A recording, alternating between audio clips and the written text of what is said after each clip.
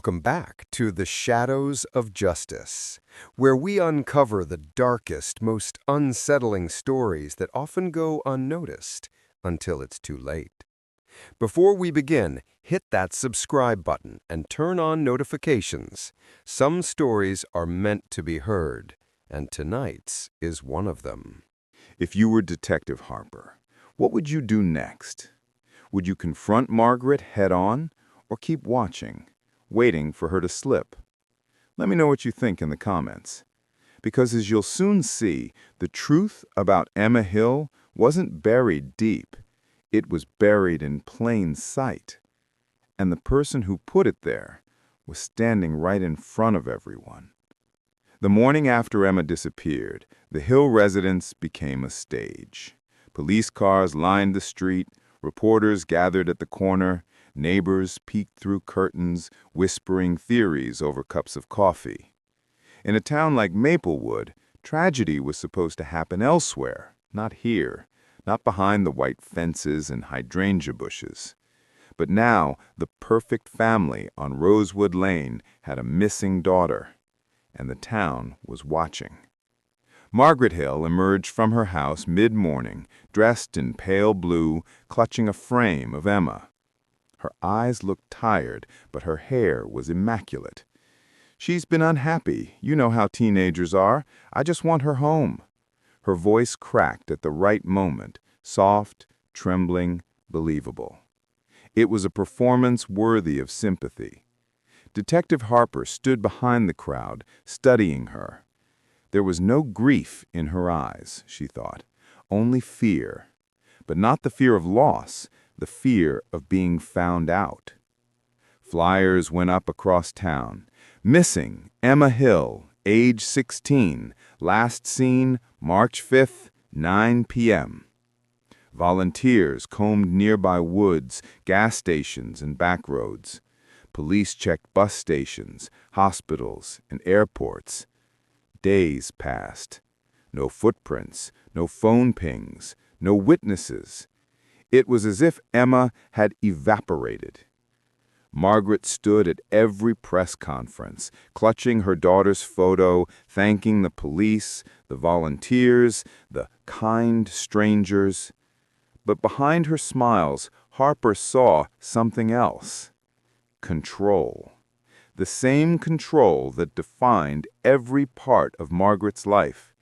Even grief had to look perfect. On the fifth day, Margaret organized a candlelight vigil. Hundreds attended. Friends, classmates, teachers. Harper attended too, blending in with the crowd. The pastor spoke about faith, community, and hope. Margaret stood in front, eyes glistening under the candlelight. But Harper's attention was drawn to the way Margaret kept glancing at the cameras, adjusting her hair, her posture, her expression. Not once did she look at the empty space beside her. Later that night, after most people had left, Harper approached. "Mrs. Hill," she said softly, "you were very composed tonight." Margaret turned to her, face calm. "I have to be. If I fall apart, who will look for her?" Harper nodded. "You're right, but sometimes the ones who look the hardest are hiding something." Margaret's smile faded for the briefest second before returning. "Good night, Detective," she said coldly. Meanwhile, the investigation continued. Harper and her team went through phone records, surveillance footage, and Emma's digital footprint. Something strange emerged. On the night Emma disappeared, her phone was active until 9:52 p.m., sending messages to her friend Lauren. Then silence. By 10:10 p.m., the phone was switched off. But Harper's tech team found something else. At 2:17 a.m., Margaret's phone was briefly active, pinged near the old Maple Creek Road, miles away from town. When questioned, Margaret said she couldn't sleep and went for a drive to clear her head. Harper didn't buy it. That same week, Emma's art teacher, Miss Caldwell, came forward. She told detectives that Emma had been planning to attend the summer art program, a plan her mother strongly disapproved of. She was so excited. She said it was her way out. She even showed me a packed sketchbook. But the next day, she didn't come to school. Caldwell's voice cracked. I thought she just changed her mind. Now I think she never got the chance. That word chance echoed in Harper's mind. Every lead seemed to tighten the noose around Margaret's story. Witnesses said she'd been seen driving late at night. Surveillance footage showed her car leaving town after midnight. Receipts placed her near a gas station on Highway 47, heading north, the same direction as the old forest cabins by Maple Creek. When Harper confronted her, Margaret laughed softly. You're reaching, detective. I was upset. I needed air. Most people drive to clear their heads, not to the middle of nowhere. Margaret's eyes narrowed. Do you have any proof of wrongdoing? Harper smiled faintly. Not yet. Days turned to weeks. Public sympathy began to shift. The media called it the Hill mystery. Talk shows debated whether Emma had run away or been abducted. Meanwhile, Harper's instinct screamed that this was no runaway case.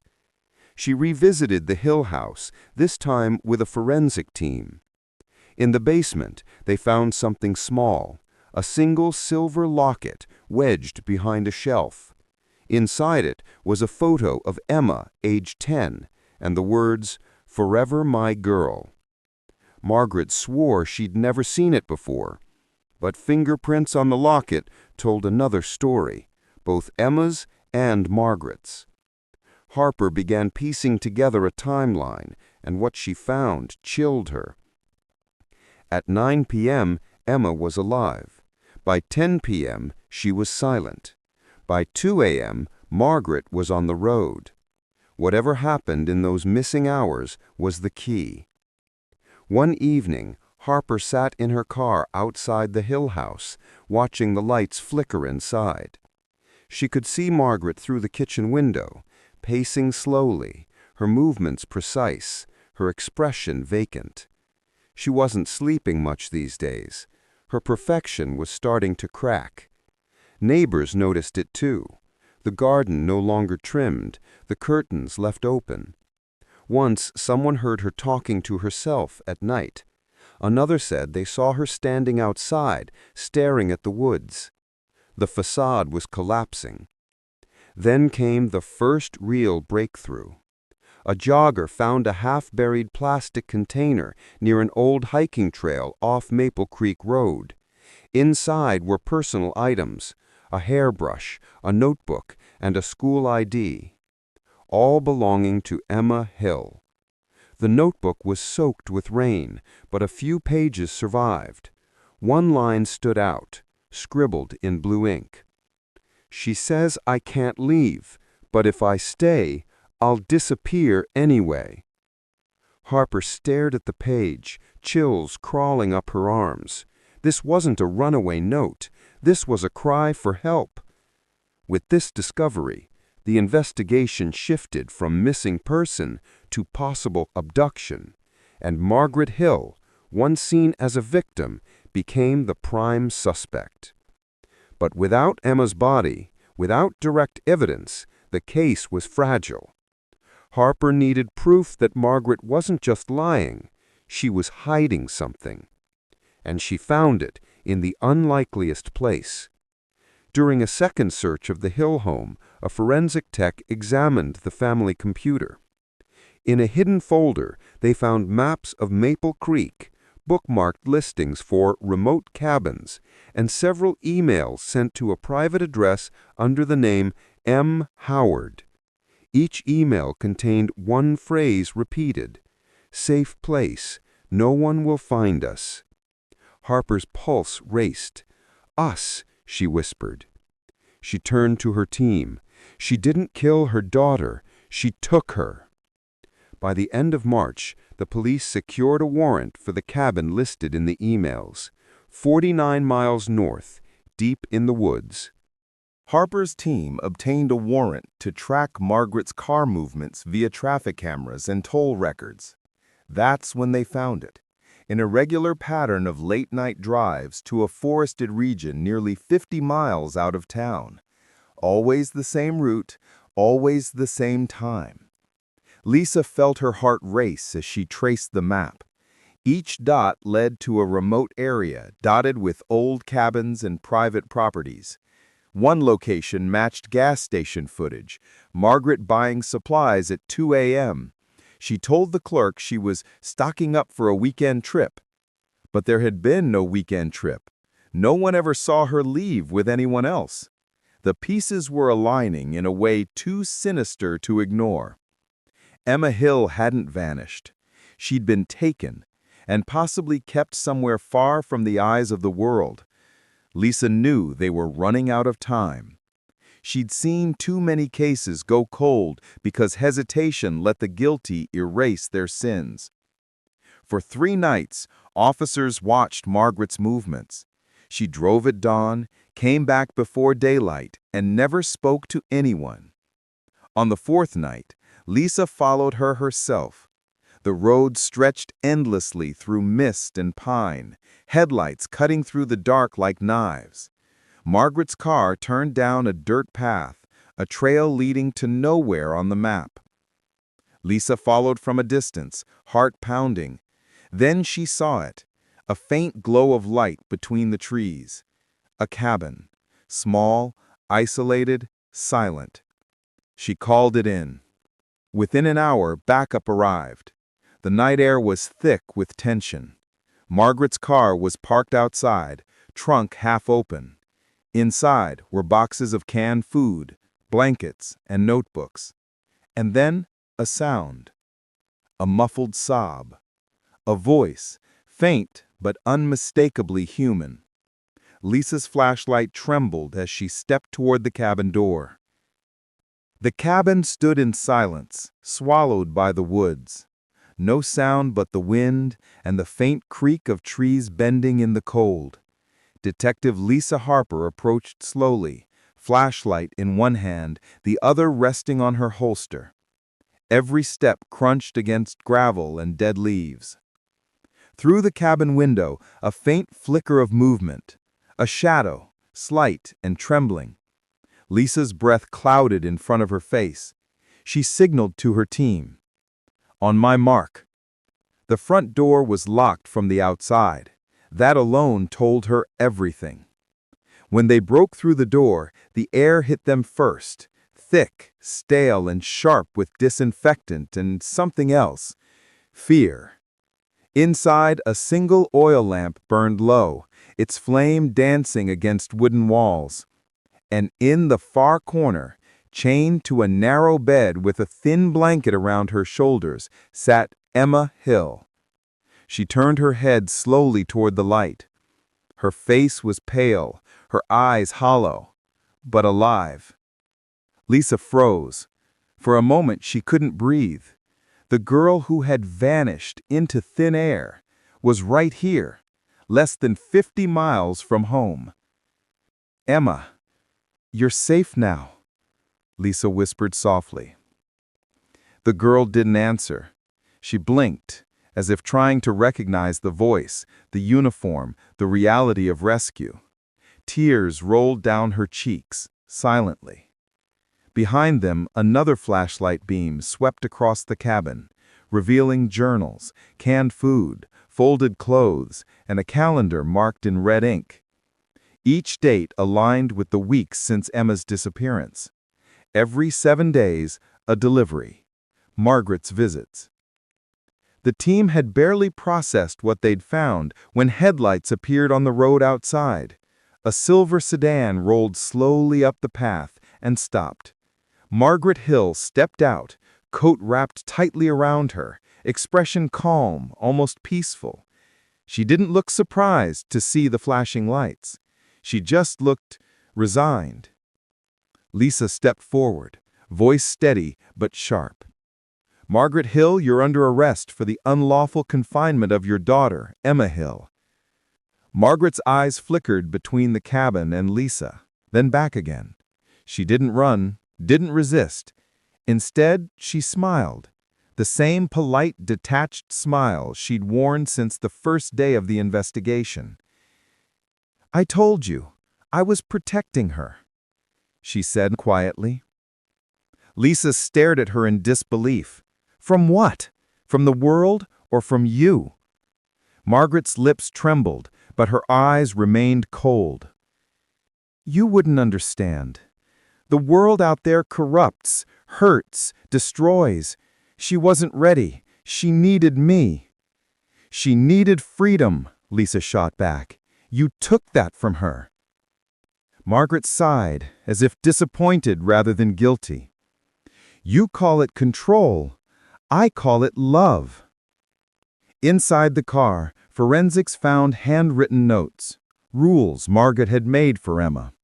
No talking to strangers, no leaving without permission, no crying. Crying means weakness. Each rule was dated, signed Mom. There were also letters, dozens of them, addressed to Emma, never sent. They read like confessions, like a mind trying to justify the unjustifiable.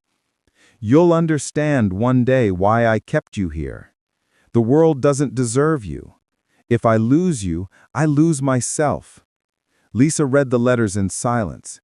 Each one felt like another layer of Margaret's mask being stripped away, revealing obsession, not love, fear, not protection. This was not a kidnapping born of rage.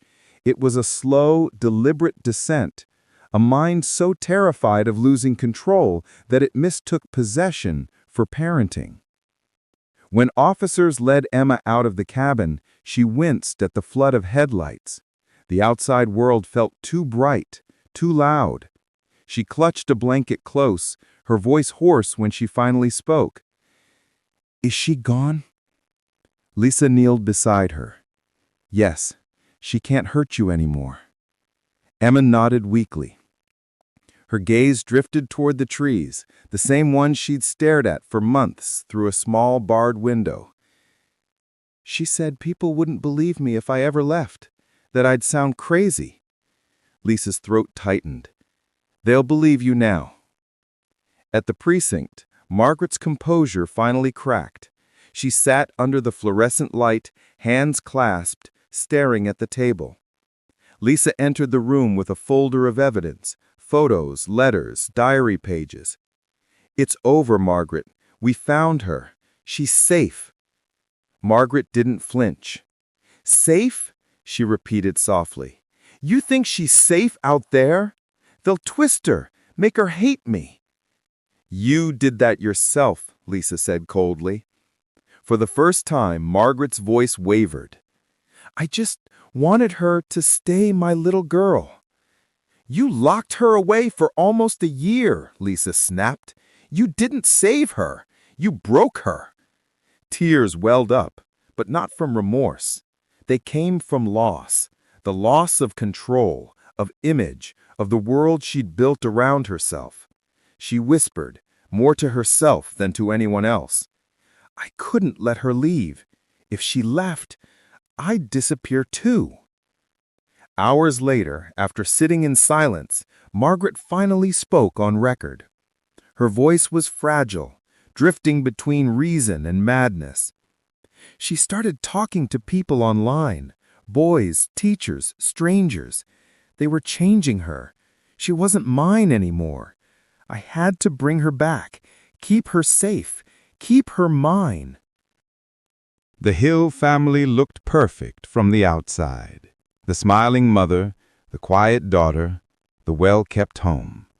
But perfection can be a mask, and love can turn dangerous when it's built on control. In the end, Margaret Hill's silence wasn't protection, it was possession. And when that silence broke, the truth echoed louder than ever. Justice may come late. It may crawl through lies, through fear, through denial. But when it arrives, it restores what darkness tried to erase. Emma's story reminds us, love without freedom is not love at all. And sometimes, the people we trust most are the ones we should fear the most.